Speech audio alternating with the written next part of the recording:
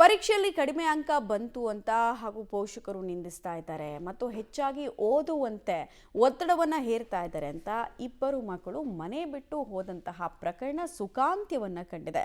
ಒಂದೇ ಕುಟುಂಬದ ಇಬ್ಬರು ಬಾಲಕಿಯರು ಮನೆ ಬಿಟ್ಟು ಮುಂಬೈಗೆ ತೆರಳಿದ್ದು ಕೊನೆಗೂ ಪೊಲೀಸರು ಬಾಲಕಿಯನ್ನ ಬಚಾವ್ ಮಾಡಿದ್ದಾರೆ.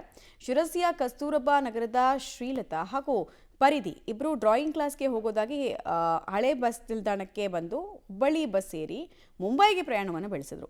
ಆಗಸ್ಟ್ 16ನೇ ತಾರೀಕು ನಾಪತ್ತೆಯಾಗಿದ್ದು ಪೋಷಕರು ಶಿರಸಿ ಮಾರುಕಟ್ಟೆ ಠಾಣೆಯಲ್ಲಿ ದೂರು ಕೊಟ್ಟಿದ್ರು.